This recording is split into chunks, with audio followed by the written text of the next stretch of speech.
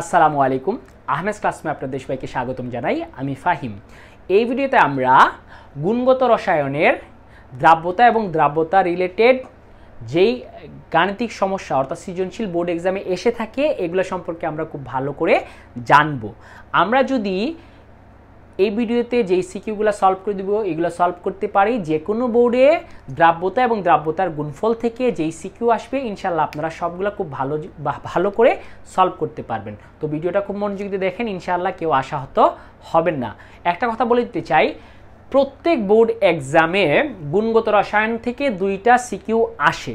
তো একটা হচ্ছে আপনার কোয়ান্টাম সংখ্যা এবং ওই যে বিকিরণের বর্ণটা কীরকম ওই রিলেটেড সিকিউগুলো এসে থাকে একটা প্যাটার্ন। আর একটা হচ্ছে গিয়ে দ্রাব্যতা এবং দ্রাব্যতার গুণফল রিলেটেড, ওই যে অদক্ষেপ পড়বে কি পড়বে না, এখান থেকে আরেকটা সিকিউ এসে থাকে।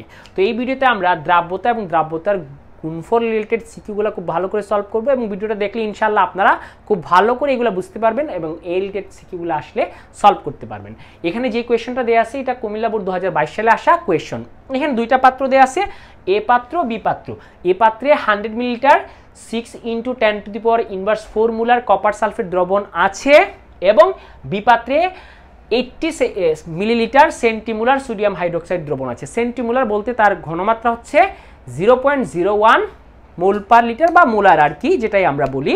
আর যদি ডেসিমোলার বলতো তাহলে 0.1 হইতো, আর যদি সেমিমোলার বলতো তাহলে কি হইতো 0.5 হইতো। যেহেতু সেন্টিমোলার বলছে তাহলে ঘনমাত্রা আমরা কত ধরে নিব 0.01 মোলার। এই জিনিসটা মাথার মধ্যে রাখবো।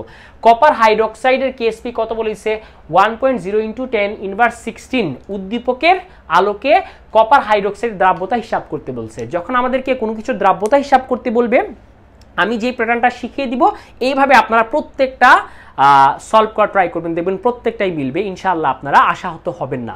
তো আমাদেরকে এখানে উদ্দীপকের আলোকে কপার হাইড্রোক্সাইড দ্রাব্যতা হিসাব করতে বলছে। তো প্রথমে আমরা যে কাজটা করব, কপার হাইড্রোক্সাইড কিভাবে বিয়োজিত হয় সেটা আমরা দেখিয়ে দিব, ঠিক আছে? তো কপার হাইড্রোক্সাইড বিয়োজিত হয়ে কি তৈরি করে, দ্রবণে কপার 2+ আয়ন এবং 2 হাইড্রোক্সাইড আয়ন, ঠিক আছে? আমরা ধরে নিলাম এটা দ্রাব্যতা, কপার হাইড্রোক্সাইডের দ্রাব্যতা ধরে নিলাম S মোল পার লিটার। এটা আমরা হিসাব করে নিব বা ধরে নিব আর কি প্রথমেই, যে তার দ্রাব্যতা হচ্ছে S মোল পার লিটার। তারপর হিসাব করে নিয়ে এটা আমরা বের করে ফেলবো আর কি। তো এটা যদি S মোল পার লিটার হয় এটাও কি হবে S মোল পার লিটার, কারণ এটা 1 মোল এটা 1 মোল। এর জন্য দ্রাব্যতা যদি S মোল পার লিটার হয় কপার হাইড্রোক্সাইডের, তাহলে কপার 2+ আয়ন কত হবে S মোল পার লিটার। আর যেহেতু 2 মোল আছে এই জন্য কি হবে 2S মোল পার লিটার। এই কথাটা আমরা মাথার মধ্যে রেখে দিব, ঠিক আছে? যদি এখানে 3 থাকতো তাহলে 3S হইতো, ঠিক আছে? আচ্ছা, এই জিনিসটা মাথার মধ্যে রেখে দিব। এখন আমরা আসি তার কেএসপি কিভাবে বের করতে হয়। কেএসপি বের করার নিয়ম হচ্ছে কেএসপি লিখব, ঠিক আছে? আর এখানে কি আছে S মোল পার লিটার, তাহলে S দিলাম। এটা কত মোল 1 মোল, যত মোল থাকবে তা পাওয়ার একে লিখতে হবে। গুণ দিয়ে এটার ক্ষেত্রে আসি, এটা কত দেয়া আছে 2S দেয়া আছে, তাহলে 2S দিলাম, তার মূল সংখ্যা কত 2, এটা পাওয়ার আকারে যাবে, দ্যাটস ইট। এরকম আমরা কেএসপি বের করব, সোজা কথা।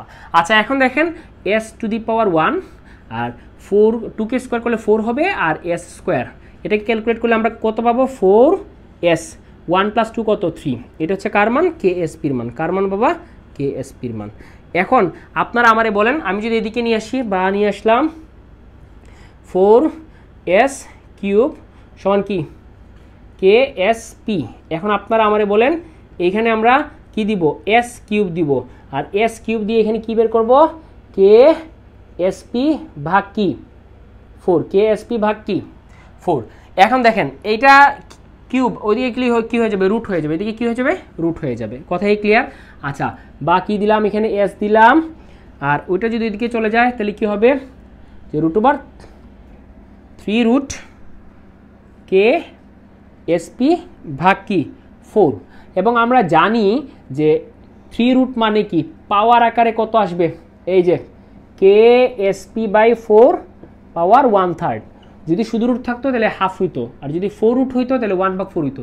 5 রুট হইলে এখানে 1/5 হইতো, দ্যাটস ইট। এই জিনিসটা আমরা একটু মাথার মধ্যে রেখে দিব। কেএসপির মান কিন্তু দেয়াই আছে কোয়েশনে, কেএসপির মান কত বলছে 1.0 × 10⁻⁻16, তাহলে এটা লিখে ফেলি 1.0, মানে শুধু 1ই লেখা যাবে, ইন্টু 10 ইনভার্স কি হবে 16 ডিভাইডেড বাই 4, আর পাওয়ার কত হবে 1/3। এখন আমরা ক্যালকুলেট করে এস এর মানটা বের করে ফেলি। ঠিক আছে, দেখি এস এর মানটা কি আসে।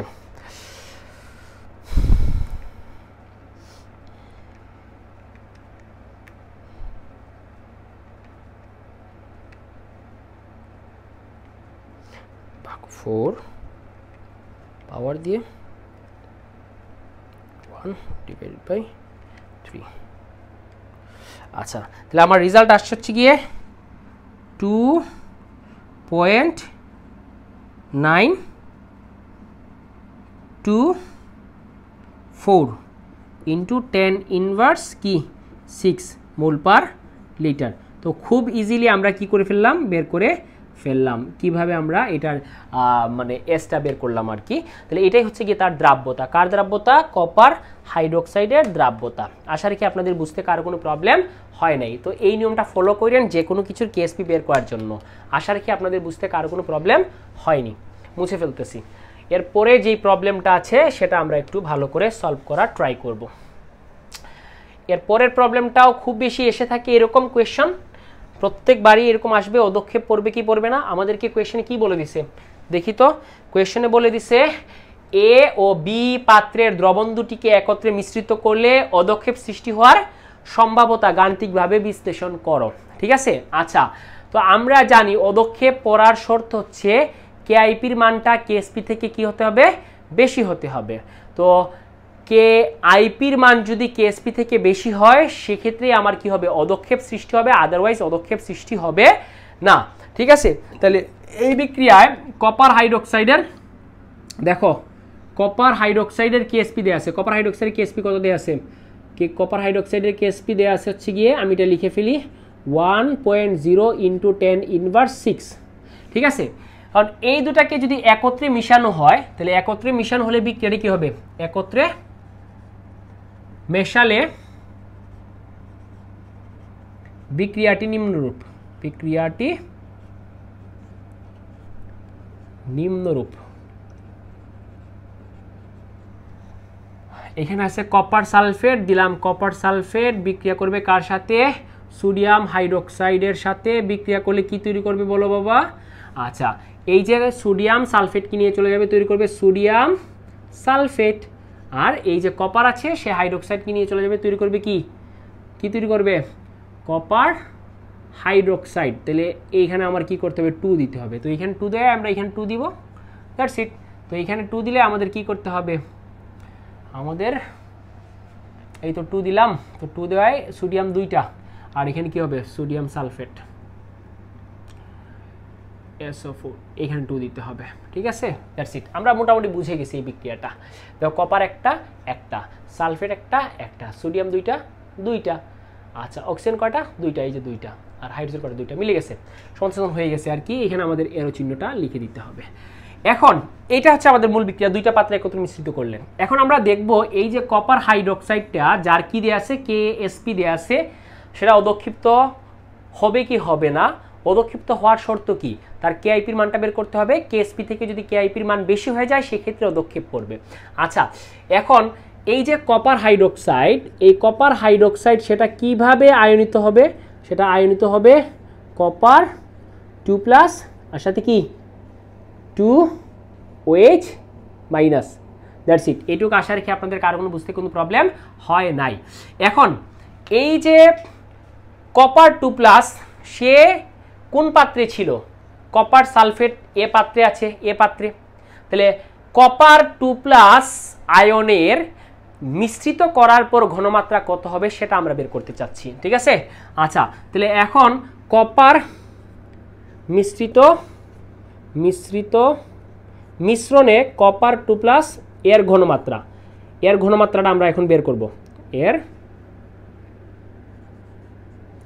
ঘনমাত্রা একটু চিন্তা করে দেখি, তার আদি ঘনমাত্রা কত, S1 সমান কপার 2+ এর মিশ্রণের পূর্বে আর কি, এর আদি ঘনমাত্রা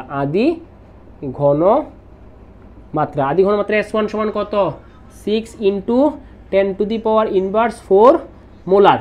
ঠিক আছে, এবং আয়তন V1 সমান কত, 100 মিলিলিটার। তাহলে S1 জানি, V1 জানি। এখন একটা জিনিস খেয়াল করে দেখেন, যখন আমার এ এবং বি পাত্রের দ্রবণ একত্রে মিশ্রিত করে ফেলা হবে তখন তার আয়তন কত হয়ে যাবে? তখন তো আর 100 থাকবে না, কারণ দুইটা একত্রে মিশানো হয়েছে, এর 100 প্লাস হচ্ছে এর 80। তো মিশ্রিত অবস্থায় তার আয়তন কত? V2। V2 সমান কত? V2 সমান হচ্ছে গিয়ে 100 প্লাস হচ্ছে গিয়ে 80, তার মানে কি 180 মিলিলিটার। কত মিলিলিটার? 180 মিলিলিটার। কথাই ক্লিয়ার? এটা হচ্ছে মিশ্রিত দ্রবণের ঘনমাত্রা। এখন আপনি একবার চিন্তা করে দেখেন, যখন আয়তন বেড়ে যায় ঘনমাত্রা কমে যায়, এটা হচ্ছে লঘুকরণের সূত্র। তাহলে আমরা ওই যে মিশ্রণে কপার 2+ এর ঘনমাত্রাকে ধরে নিলাম S2, S2টা আমরা কি করে ফেলবো? বের করে ফেলবো। কথাই ক্লিয়ার? তাহলে আমরা ওই যে সূত্র জানি, লঘুকরণের সূত্র, S2 V2 সমান কি হবে? S1 V1। তাহলে আমার বের করবো কোনটা? S2। তো S2 সমান কি হবে? এখানে দিব S1 V1 আর ভাগ কি? V2। তাহলে আপনারা বলেন S2 কত? S1 কত? 6 × 10⁻⁴ আর V1 কত? 100 মিলিলিটার আর V2 কত? 180। তাহলে এখন তোমরাই বলো S2 সমান কত আসবে?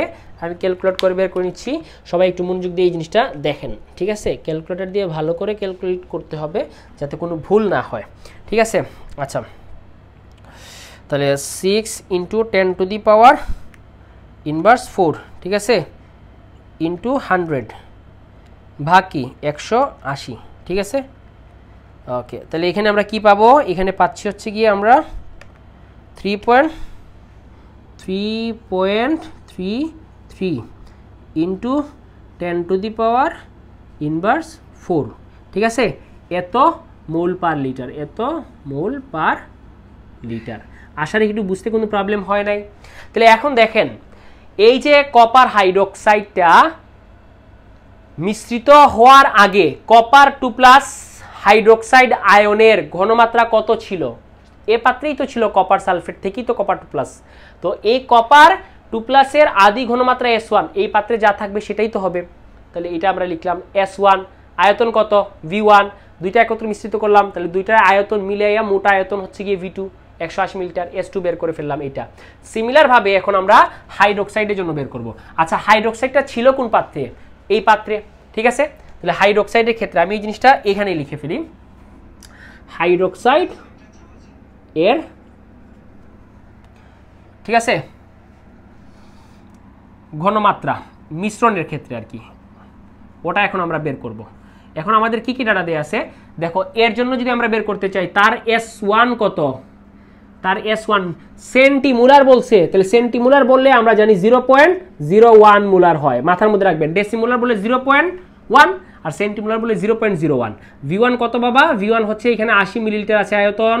আচ্ছা, এখন আপনারা আমার বলেন V2 কত আসবে? V2 100 প্লাস 80, তাহলে কি হবে? 180, ঠিক আছে বাবা, মিলিলিটার। এখন S2 বের করব হাইড্রোক্সাইডের ক্ষেত্রে। তাহলে সরাসরি যদি বসাই দিই, এই যে এরকম দেখেন S2 করব, তাহলে S2 সমান কি হবে? এখানে S1 V1 সমান কি ভাগ কি হবে? V2, ঠিক আছে? এখানে আমরা S1 কত? 0.01 আর V1 কত? 80 আর V2 কত? 180। এখন আমরা ক্যালকুলেট করে দেখি S2 এর মান কত আসে। এই S2টাই হবে হাইড্রোক্সাইড আয়নের মিশ্রিত অবস্থায় ঘনমাত্রা, ঠিক আছে? আমরা এটা ক্যালকুলেট করে দেখব কি আসে আর না আসে, ঠিক আছে? ওকে, ডান। তাহলে 0.01 × 80 ভাগ কত? 180, ঠিক আছে? আচ্ছা, এটা আসছে কত বাবা? এটা আসছে হচ্ছে গিয়ে 4.44 × 10⁻³ এত মোল পার লিটার, মোল পার লিটার। তাহলে আমরা কি বুঝতে পারলাম? এটাতেও S2 আসছে, এখানে মানে ওই কপার 2+ এর ঘনমাত্রা পেয়ে গেছি। আচ্ছা, তাহলে আমরা মিশ্রিত অবস্থায় কপার 2+ এর ঘনমাত্রা যদি হিসাব করি, এটাই হবে আমার মিশ্রিত অবস্থায় কপার 2+ এর ঘনমাত্রা S2। S2 সমান কত? 3.33 × 10⁻⁴, ঠিক আছে? এত মোল পার লিটার। আর এটা হবে কি বাবা? হাইড্রোক্সাইড OH- এর ঘনমাত্রা। এটা হচ্ছে কি S2 মিশ্রিত অবস্থায় 4.44 × 10⁻⁴ মোল পার লিটার। এখন আমি তার সহজেই কি বের করে ফেলবো? আমি এটুকু মুছে ফেলতেছি, আশা রাখি আপনারা বুঝতে পারছেন। প্রসেসটা একটু মাথার মধ্যে রেখে দিন, এইভাবেই সবগুলা করবেন।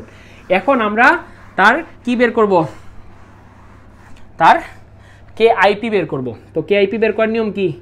কেআইপি বের করার নিয়মটা শিখে নেন। কেআইপি বের করার নিয়ম হচ্ছে এই যে দেখেন, এটার ঘনমাত্রা দিলাম এই যে মিশ্রিত অবস্থায় কপার 2+ এবং এখানে কয় মোল থাকবে 1 মোল, এখানে কি কোনো কিছু না মানে 1 না, এই জন্য পাওয়ার আসবে 1, গুণ দেওয়ার পর সিমিলারভাবে হাইড্রোক্সাইডের ক্ষেত্রে হাইড্রোক্সাইডের ঘনমাত্রা দিলাম, মিশ্রিত অবস্থায় ঘনমাত্রা 2 মোল আছে, এই জন্য পাওয়ার কত দিব 2। এখন আপনারা আমারে বলেন এই যে কপার 2+ এর মিশ্রিত অবস্থায় ঘনমাত্রা কত, এইটা কত আসবে 3.33 × 10⁻⁴, আর এটা কি হবে বলো 4.44 × 10⁻3। ঠিক আছে বাবা, এখন আমরা এটার মানটা বের করে ফেলবো, আমরা ক্যালকুলেট করে দেখি তার ইয়ের মানটা কত আসে। ঠিক আছে, ওকে। আচ্ছা, যেহেতু এখানে স্কোয়ার আছে এই জন্য কী দিতে হবে বাবা, স্কোয়ার দিতে হবে।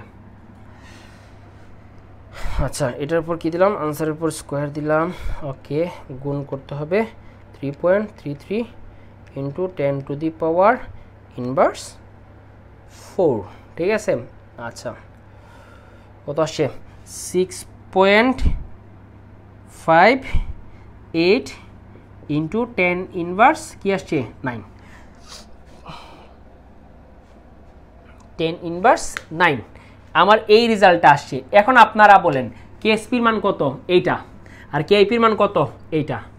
আচ্ছা, মাইনাস পাওয়ারে মাইনাসের যত বড় মান হবে তত হবে ছোট আর কি, -6 বড় নাকি -9 বড়, অবশ্যই -6 বড়, তাহলে কেএসপির মান কি বেশি, কেআইপির মান কি কম, তাহলে আমরা বলতে পারি এই ক্ষেত্রে KSP is greater than of কি কেআইপি। তাহলে আমরা জানি কেএসপির মান যদি বেশি হয় কেএসপি থেকে, তাহলে অদক্ষেপ পড়বে না, তাহলে এখানে কি হবে না, অদক্ষেপ পড়বে না, অদক্ষেপ পড়বে না, তাহলে পড়ার কোনো কি নাই, সম্ভাবনা নাই। আশা রাখি আপনারা বুঝতে কোনো প্রবলেম ফেস করেন নাই। ঠিক আছে, আচ্ছা ওকে ডান। না না না, এখানে একটা মিস্টেক হয়ে গেছে, একটা জিনিস আমি বুঝিয়ে দিই। এখানে কেএসপির মান তো কি ছিল, −16 ছিল, আমি আবারও 6 লিখছি। তাহলে এখন বলেন -16 বড় নাকি -9 বড়, অবশ্যই -9 বড়, তাহলে কেএসপির মান ছোট, কেআইপির মান কি বড়। ঠিক আছে, এখানে তো -16 আছে, তো -16 হচ্ছে ছোট, -9 হচ্ছে বড়, তাহলে কেআইপির মানটা কি বড়, কেএসপির মান ছোট, তাহলে কেআইপির মান বড় হইলে কেএসপির মান যদি ছোট হয় তখনই অদক্ষেপ পড়ে, কেআইপির মানটা বেশি, কেএসপির মান ছোট, তাহলে কি হবে, অদক্ষেপ পড়বে, কি হবে, অদক্ষেপ পড়বে, অদক্ষেপ পড়বে। আশা রাখি এই জিনিসটা বুঝতে কোনো প্রবলেম হয় না, এটা −16 আমি 6 দিয়ে করে ফেলছিলাম, তো আশা রাখি আপনারা বুঝতে কোনো প্রবলেম ফেস করেন নাই।